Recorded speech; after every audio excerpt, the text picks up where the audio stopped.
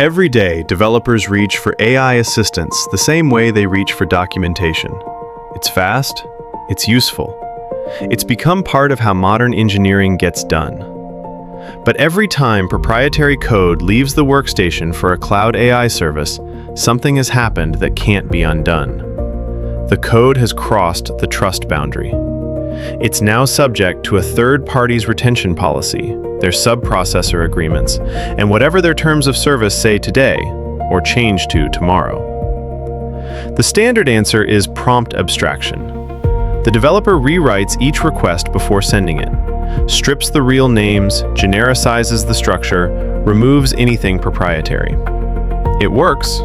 It's also expensive. A non-trivial prompt takes 15 to 45 minutes to abstract properly. Across a working week, that's hours of senior engineering time spent not on engineering, but on sanitizing questions for an AI to read. And it's fallible. Under deadline pressure, abstraction quality drops. A single lapse, a real hostname missed, a real function name left in, is a disclosure that all the prior careful work can't take back. The structural answer is to run the model locally, not as a backup, not as a lesser option, as the default. A locally hosted language model runs on the workstation's own hardware. Prompts don't leave the device. Responses don't leave the device. There is no retention policy to worry about because there is no vendor to retain anything. This isn't a substitute for cloud AI. It's a categorically different tool with a different trust model. And for the large majority of AI-assisted work a developer does day to day, it's the right tool. On a properly equipped workstation, the local stack isn't one model, it's a portfolio. A flagship general-purpose model handles the everyday conversation, code review, explanations, technical writing. A code-specialized model takes the harder programming work. A SQL specialist handles database questions without ever needing to send a schema over the wire. A vision model reads screenshots locally, so that diagrams and error dialogues can be analyzed without uploading an image that might contain more context than the developer realized. A small embedding model supports search and retrieval over the developer's own notes and documentation, all of it staying on the device.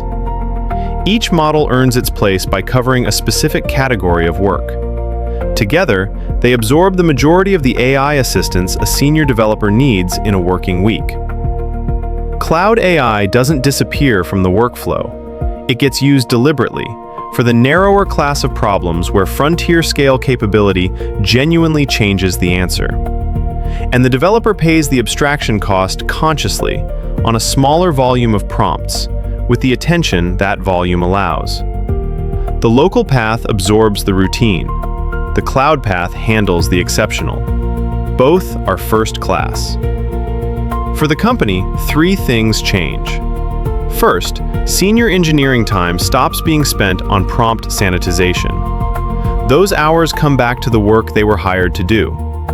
Second, the continuous low-grade leakage of proprietary context to third-party AI services stops.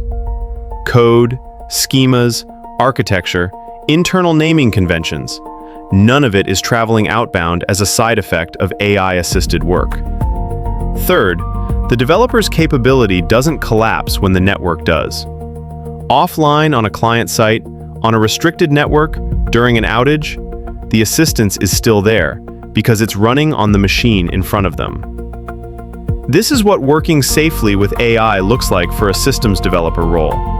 Not a ban on cloud AI, not a compromise on capability, a structural shift in where the work happens, with the local workstation as the default and the cloud as a deliberate exception. The tools exist. The hardware is affordable. The case is made on the time alone before the IP argument is even counted. The question is whether the organization chooses to set its developers up this way, or leaves them to solve the same problem, less safely, on their own.